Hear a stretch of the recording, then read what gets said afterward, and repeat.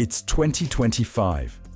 Compact cameras have come a long way, or have they? With smartphones snapping better photos every year, is there even room left for standalone cameras? And if there is, how do you justify spending premium dollars on something that's not a phone? Well, Panasonic has updated its model ZS99 to satisfy the creator's needs. At only $500, this one is expected to compete in the value for money title in 2025. But what if I told you that there's a 6-year-old juggernaut that you might want to consider if you really are serious about cameras? Enter the Sony RX100 VII, price around $1,200. So, what is it going to be? How can a new tech dethrone a classic? Or does Sony's reigning champ still have it? Buckle up, because this is going to be fun.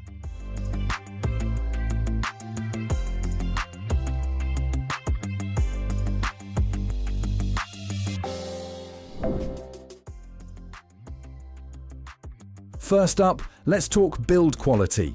The Sony RX100 VII, classic Sony here. Premium magnesium alloy body, sleek design, and all the buttons feel chef's kiss. This thing screams, I'm expensive, but you'll love me. Panasonic's ZS99. It's fine, plastic build, but it's solid enough. It's like comparing a luxury sedan to a mid-tier crossover. Both will get you there, but one's definitely winning the style points. Oh, and did I mention the RX100 VII still has that pop-up electronic viewfinder, which is oddly missing from the ZS99. Well, that's a big loss for photographers who don't always want to rely on the rear screen. Okay, Panasonic brought some serious firepower here. A 30 times optical zoom on the ZS99, ranging from 24 to 720mm equivalent. That's bonkers. If you want to shoot a bird on a tree 3 blocks away, done. Meanwhile, Sony's RX100 VII offers a more modest 24 to 200mm range. But here's the thing, zoom isn't everything.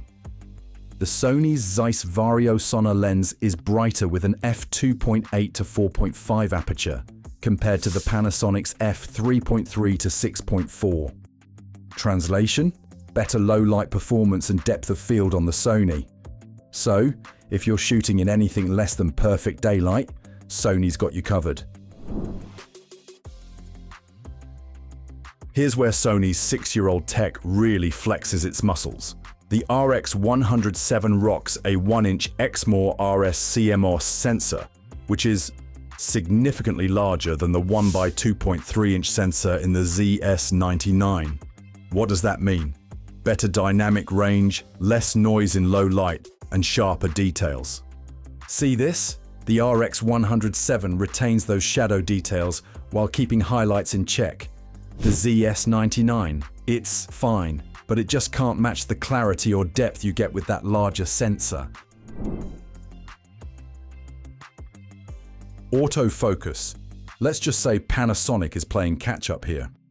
The RX100 VII's real-time eye AF and real-time tracking are absolute beasts. Whether you're shooting your dog playing fetch or, I don't know, your kid's soccer game, Sony locks on and doesn't let go.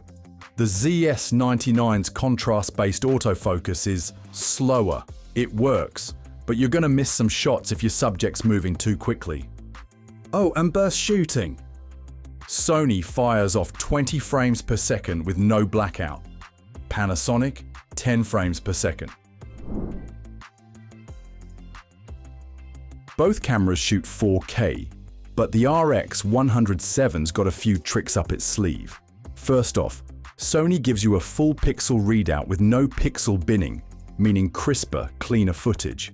And let's not forget the Sony's S-Log2 and S-Log3 profiles for serious color grading.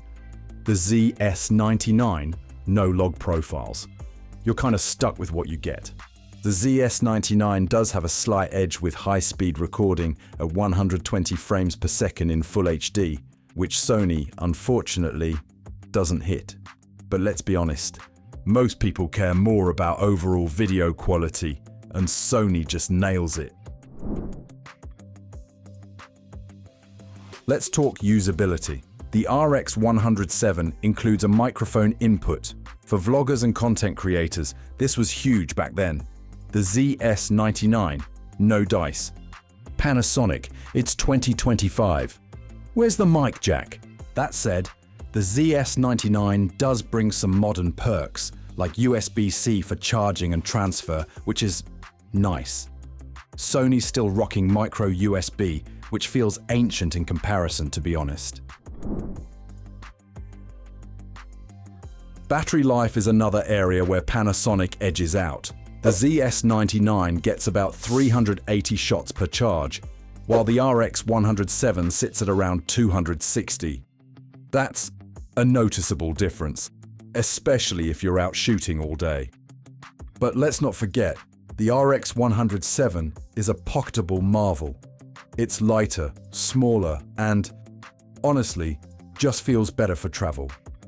The ZS99 zoom lens makes it bulkier, and you're going to notice that when you're cramming it into a tight bag.